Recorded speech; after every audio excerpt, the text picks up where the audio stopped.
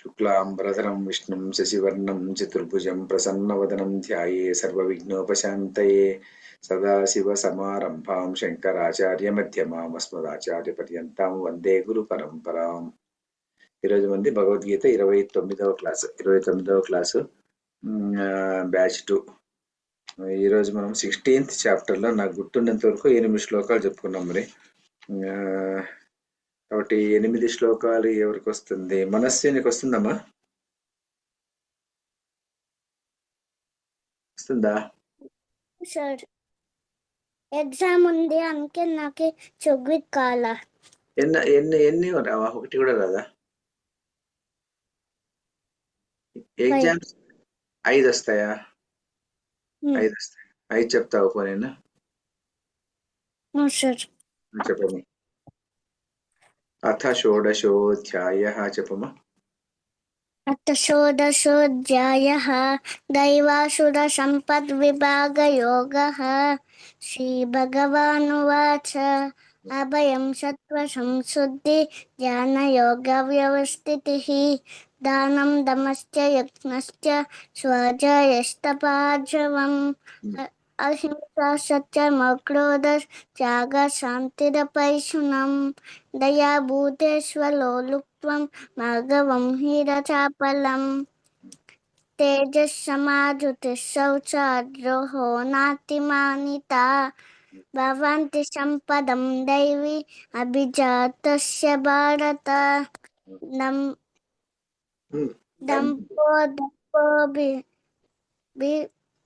మాతస్య క్రోధ పారుషమేవ చ అజ్ఞానం విజాతస్య పాత మాసు సంపదం దైవీ సంపద్విమోక్షాయ నిబంధాయ శ్రీమత మాసు సంపదం దైవీ అభిజాతోషి పాండవ. అంతవరకు వస్తుందా? సరేనైతేను. ఓకే అయితేను. నీకెన్ని వస్తాయప్ప ఈశాన్?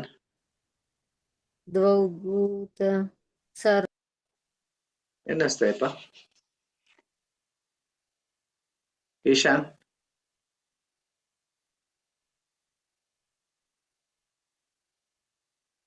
ఈశాన్ ఎన్ని వస్తాయప్ప? 8 సార్. 8 వస్తాయి సార్. చెప్తావా? అథ షోడశోధ్యాయః చెప్పమ్మా.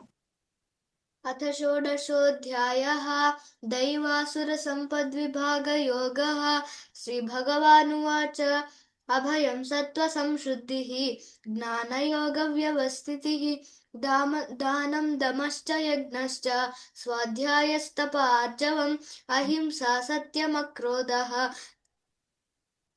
త్యాగశాంతిరపైశునం దయా భూతేష్వలోలుప్త్వం మార్ధవం హ్రీరచాపలం తేజక్షమాధృతిః శౌచం అద్రోహో నాతిమానితా భవంతి సంపదాం దైవీం అభిజాతస్య భారత దంభో దర్పోభిమానశ్చ క్రోధః పారుష్యమేవ చ అజ్ఞానం చాభిజాతస్య పార్థ సంపదమాసురీం దైవీ సంపద్విమోక్షాయ నిబంధాయ సురీమత మాసు చ సంపదాం దైవీం సంపదం దైవీం అభిజాతోసి పాండవ ద్వౌ భూతసర్గౌ లోకేస్మిన్ దైవాసుర ఏవ చ దైవో విస్తరశః ప్రోక్తః ఆసురం పార్థ మే శృణు ప్రవృత్తిం చ నివృత్తిం చ జనా న విదురాసురాః న శౌచం నాపి చాచారః అసత్యం తేషు విద్యతే.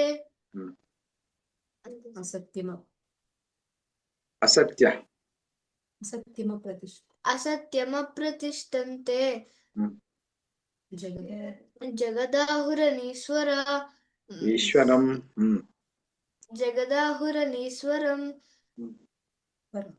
अपरस्पर संभूतं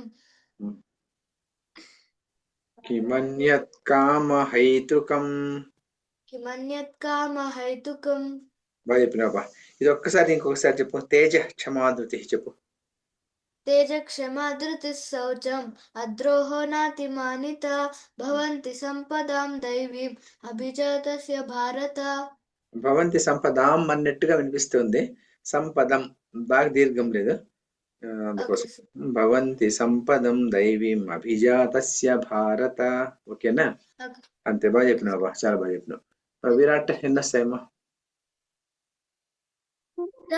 ఐదు వస్తాయి సార్ చెప్పి అత షోడశోధ్యాయః दैवासुर सम्पद्विभागयोगः श्रीभगवानुवाच अभयं सत्त्वसंसिद्धिः ज्ञानयोगव्यवस्थितिः दानं दमश्च यज्ञश्च स्वाध्यायस्तपार्जवम् अहिंसा सत्यमक्रोधः त्यागशान्तिरपैशुनं दया भूतेषु लोलुप्त्वं मार्दवं चापलम् तेजक्षमा धृतिशौचम् अद्रोहो नादिमानिता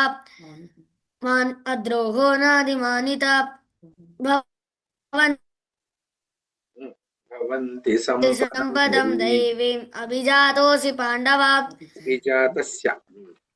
अभिजातस्य भारत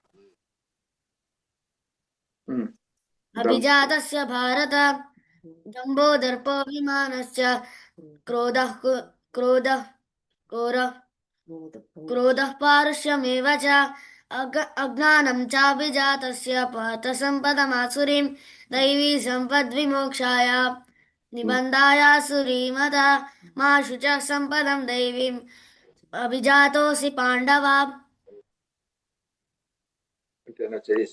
మిగతా రెండు నేర్చుకుంటావా మూడుని మళ్ళీ భూత సర్గోలోకి తర్వాత నేర్చుకుని దాన్ని నేర్చుకో మేడం మీరు చదువుతారా మేడం చదువుతాం సార్ ఒకసారి తప్పులు ఉంటే చూడండి శ్రీమద్ భగవద్గీత షోడశోధ్యాయ సార్ చెప్పండి మేడం షోడశోధ్యాయ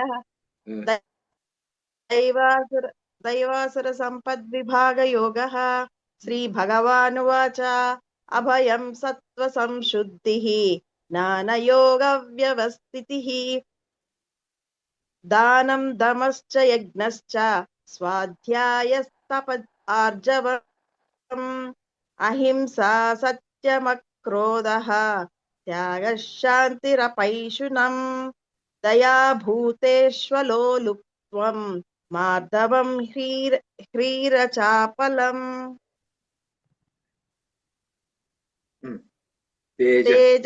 తేజ క్షమా ధృతి శౌచం తేజ ఉందా సార్ అక్కడ లేదు మేడం విసర్గ చెప్పకూడదు తేజ క్షమా ధృతి చెప్పండి మేడం బాగుంది తేజ క్షమా ధృతి శౌచం అద్రోహో నాతిమానితా భవంతి సంపదం దైవీం అభిజాతస్య భారత దంభో దర్పోభిమానశ్చ క్రోధః పారుష్యమేవ చ అజ్ఞానం చాభిజాతస్య భారత సంపదమాసురీం దైవీ సంపద్విమోక్షాయ నిబంధాయాసురీమత మాషు చ సంపదం దైవీం అభిజాతోసి పాండవ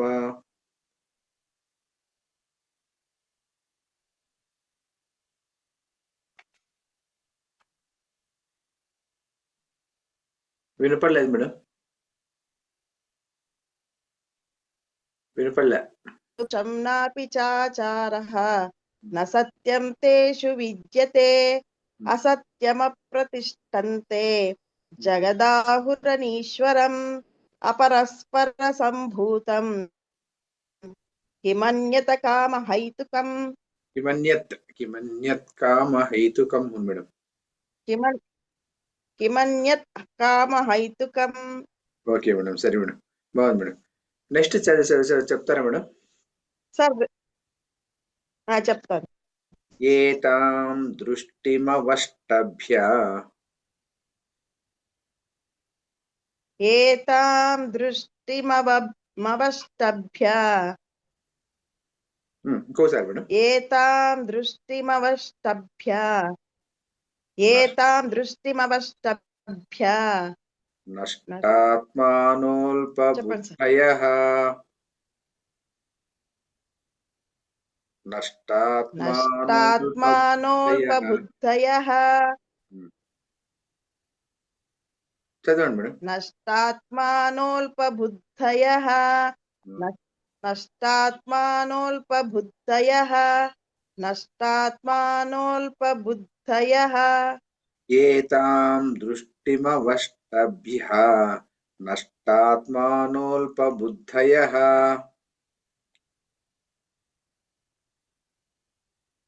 ఏతాం దృష్టిమవష్టభ్య నష్టాత్మానోల్పబుద్ధయః ఏతాం దృష్టిమవష్టభ్య నష్టాత్మానోల్పబుద్ధయః ఏతాం దృష్టిమవష్టభ్య నష్టాత్మానోల్పబుద్ధయః ప్రభవంత్యుగ్రకర్మాణః ప్రభవంత్యుగ్రకర్మాణః ప్రభవంత్యుగ్రకర్మాణః ప్రభవంత్యుగ్రకర్మాణః క్షయాయ జగతో హితాః క్షయాయ జగతో హితాః క్షయాయ జగతో హితాః క్షయాయ జగతో హితాః ప్రభవంత్యుగ్రకర్మాణః క్షయాయ జగతో హితాః ప్రభవంత్యుగ్రకర్మాణః క్షయాయ జగతో హితాః ప్రభవంత్యుగ్రకర్మాణః క్షయాయ జగతో హితాః ప్రభవంత్యుగ్రకర్మాణః క్షయాయ జగతో హితాః ఏతాం దృష్టిమవష్టభ్య నష్టాత్మానోల్పబుద్ధయః ప్రభవంత్యుగ్రకర్మాణః క్షయాయ జగతో హితాః ఏతాం దృష్టిమవష్టభ్య నష్టాత్మానోల్పబుద్ధయః ప్రభవంత్యుగ్రకర్మాణః క్షయాయ జగతో హితాః ఏతాం దృష్టిమవష్టభ్య నష్టాత్మానోల్పబుద్ధయః ప్రభవంత్యుగ్రకర్మాణః క్షయాయ జగతో హితాః ఏతాం దృష్టిమవష్టభ్య నష్టాత్మానోల్పబుద్ధయః ప్రభవంత్యుగ్రకర్మాణః క్షయాయ జగతో హితాః ప్రీతం దత్త చెప్పప్ప. ప్రీతం దత్త ప్రీతం విరాట్ చెప్పు. ఏతం దృష్టిమవష్టభ్య ఏతాం దీర్ఘం ఉంది. ఏతాం దృష్టిమవష్టభ్య నష్టాత్మానోల్పబుద్ధయః నష్టాత్మానోల్పబుద్ధయః ప్రభవంత్యుగ్రకర్మాణః ప్రభవంత్యుగ్రకర్మాణః క్షయాయ జగతో హితాః. వెరీ గుడ్, బాగా చెప్పిన, బాగుంది. ఈశా అని చెప్పమ్మా. Yes sir. ఏతాం దృష్టిమవష్టభ్య ఏతాం దృష్టిమవష్టభ్య ఏతాం దృష్టిమవష్టభ్య ఏతాం దృష్టిమవష్టభ్య. ఒకసారి అన్నప్ప, ఇప్పుడు ఒకసారి అయిపోయి రౌండ్ వచ్చింది కదా, అందుకోసం చెప్పేసి. ఏతాం దృష్టిమవష్టభ్య నష్టాత్మానోల్పబుద్ధయః ఏతాం దృష్టిమవష్టభ్య నష్టాత్మానోల్పబుద్ధయః ప్రభవంత్యుగ్రకర్మాణః प्रभवन्त्युग्रकर्माणः क्षयाय जगतो हिताः. जयाय जगतो हिताः. Very good. Vinaya, are you there? Vinaya is not there. Madam చెప్తారా? మీరు అయిపోయింది కదా, మీరే కదా చదివింది. కరెక్ట్. తాం దృష్టి అష్టభ్య మీరే చదివినారు. నెక్స్ట్ శ్లోకం కూడా చదువుతారా మేడం? ఉషశ్రీ మేడం.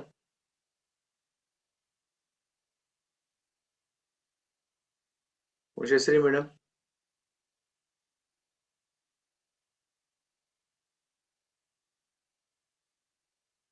లేరు మేడం.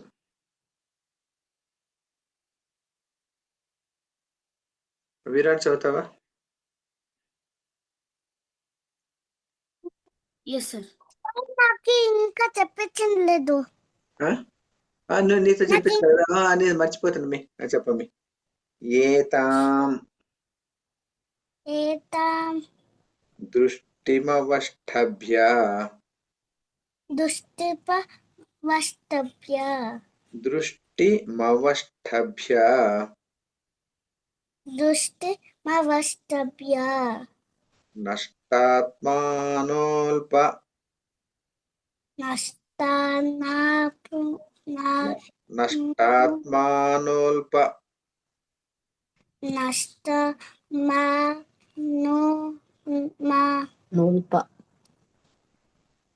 నష్టాత్మానోల్ప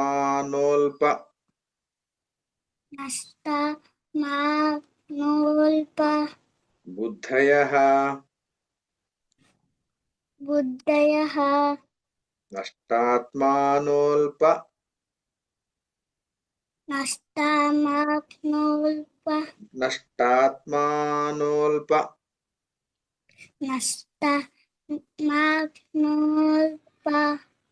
very good. బుద్ధయః ప్రభవంత్యుగ్ర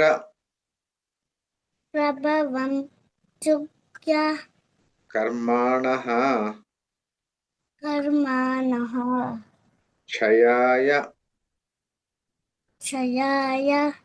జగతో హితాః. క్షయాయ జగతో హితాః.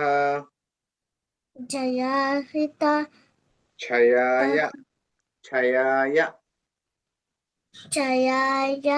జగతో హితాః. ఇంకోసారి చెప్పేద్దాం. ఏతాం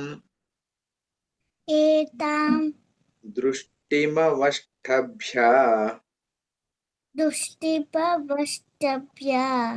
నష్టాత్మానోల్ప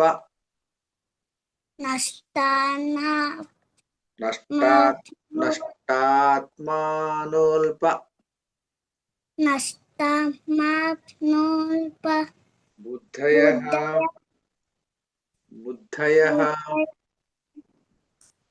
ప్రభవంత్యుగ్ర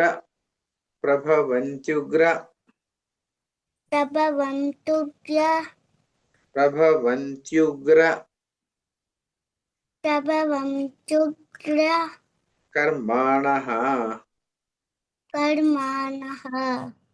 క్షయాయ జగతో హితాః. బాగా చెప్పినావమ్మా. Very good. నెక్స్ట్ శ్లోకం కామ. Vinaya you are there? Madam మీరుందరా? విరాట్ చెప్పమ్మా. కామమాశ్రిత్య దుష్పూరం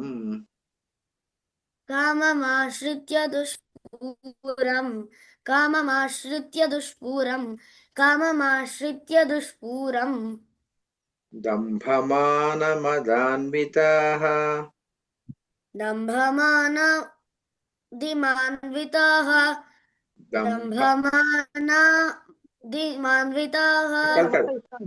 దంభమానమదాన్వితాః. దంభము మానము మదము. దంభమానమదాన్వితాః. Okay sir.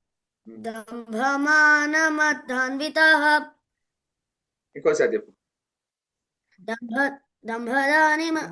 దంభమానమదాన్వితాః. కాదు మదాన్వితాః. దంభమాన దంభమాన మదాన్వితాః. మదాన్వితాః. దంభమానమదాన్వితాః. కామమాశ్రిత్య దుష్పూరం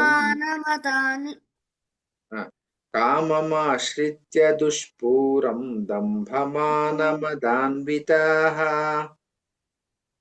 కామమాశ్రిత్య దుష్పూరం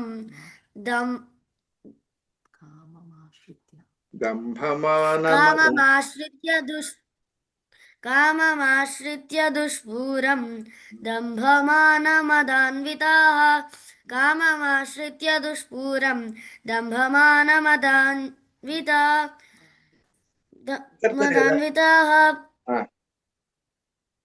మోహాద్ గృహీత్వా సద్గ్రాహాన్. మోహాద్గృహీత్వా సద్గ్రాహాన్.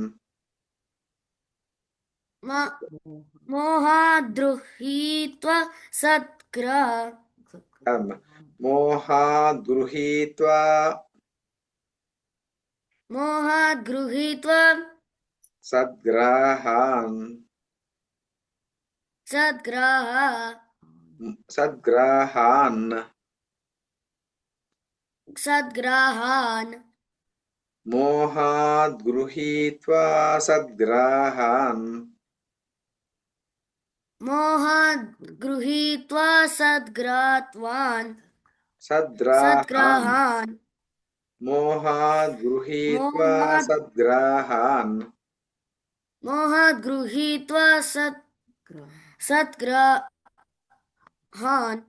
కట్ చేయకూడదు, అట్లా సద్గ్రాహాన్ అట్లా అని చెప్పకూడదు. సద్గ్రాహాన్. మోహాద్ గృహీత్వా సద్గ్రాహాన్.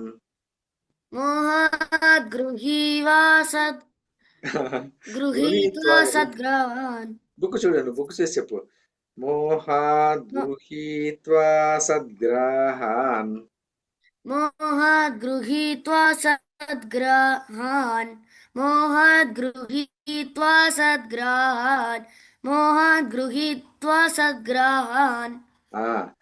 ప్రవర్తంతే శుచివ్రతాః. ప్రవర్తంతే శుచివ్రతాః. ప్రవర్తంతే శుచివ్రతాః. చెప్పు. ప్రవర్తంతే శుచివ్రతాః.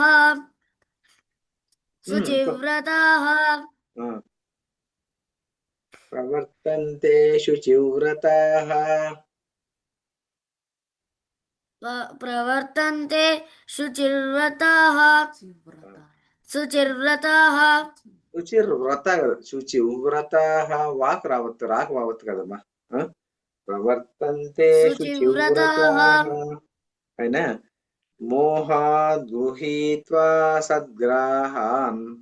ప్రవర్తంతే శుచివ్రతాః.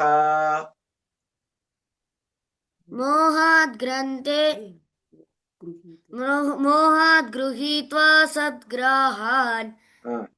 ప్రవర్తంతే శుచివ్రతః.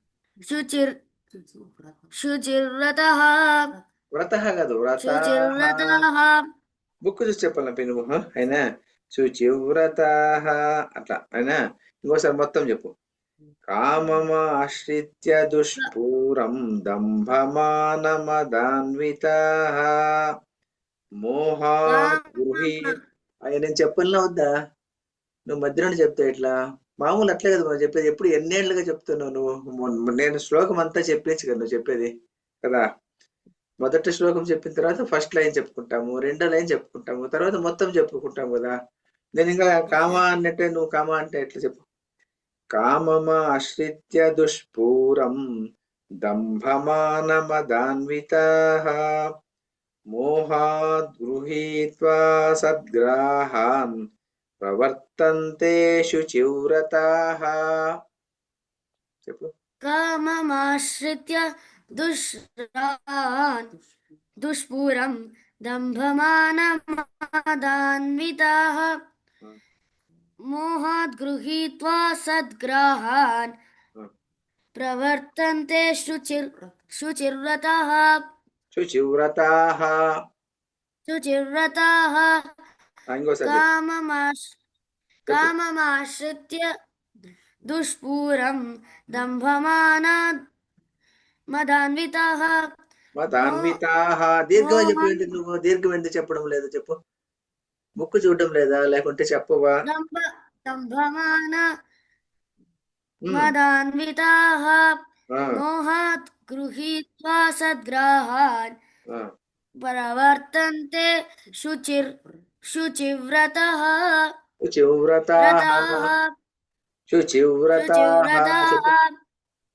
ఇంకోసారి చెప్పు. మొత్తం చెప్పు. కామమాశ్రిత్య దుష్పూరం దంభమానమదాన్వితాః మోహాత్ గృహీత్వా సద్గ్రాహాన్ ప్రవర్తంతే శుచిర్వ్రతాః. Very good. మనస్వి చెప్పమి. కామమాశ్రిత్య. మనస్వి చెప్పమి. కామమాశ్రిత్య చెప్పు. కామమాశ్రిత్య దుష్పూరం కామమాశ్రిత్య దుష్పూరం దంభమాన మదాన్వితాః దంభమాన మదాన్వితాః దంభమాన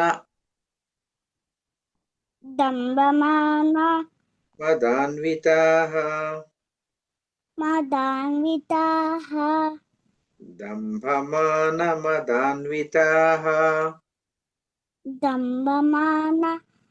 మదాన్వితాః మోహాద్ గృహీత్వా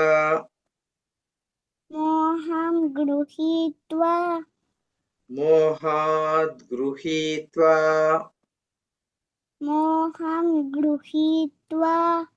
సద్గ్రాహాన్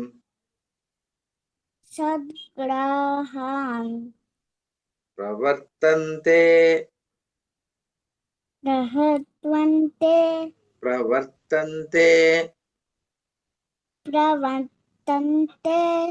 శుచివ్రతాః ప్రవర్తంతే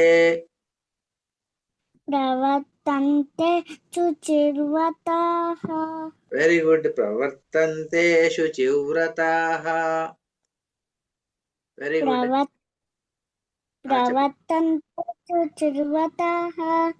ప్రవర్తంతే శుచివ్రతాః.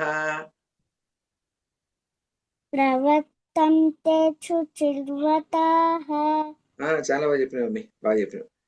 ఈసారి లైన్లో చెప్పు చూస్తాం. కామమాశ్రిత్య దుష్పూరం చెప్పు. కామమాశ్రిత్య దుష్పూర్తం దంభమాన మదాన్వితాః దంభమాన మదాన్వితాః మోహాద్ గృహీత్వా సద్గ్రాహాన్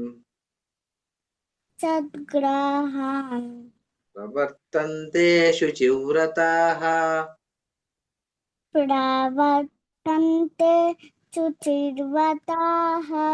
ఎక్సలెంట్. ఈశాన్ చెప్పమ్మా. కామమాశ్రిత్య దుష్పూరం కామమాశ్రిత్య దుష్పూరం కామమాశ్రిత్య దుష్పూరం కామమాశ్రిత్య దుష్పూరం దంభమానమదాన్వితాః గంభమానమదాన్వితాః గంభమాన్వమదాన్ దంభ దంభ ద దంభమానమదాన్వితాః దంభమానమదాన్వితాః దంభమానమదాన్వితాః మోహాద్ గృహీత్వా మోహాద్ గృహీత్వా సద్గ్రాహాన్ సద్గ్రాహాన్ మోహాద్ గృహీత్వా సద్గ్రాహాన్ మోహాద్ గృహీత్వా సద్గ్రాహాన్ మోహాద్ గృహీత్వా సద్గ్రాహాన్ మోహాద్ గృహీత్వా సద్గ్రాహాన్ ప్రవర్తంతే శుచివ్రతాః ప్రవర్తంతే శుచివ్రతాః ప్రవర్తంతే శుచివ్రతాః ప్రవర్తంతే శుచివ్రతాః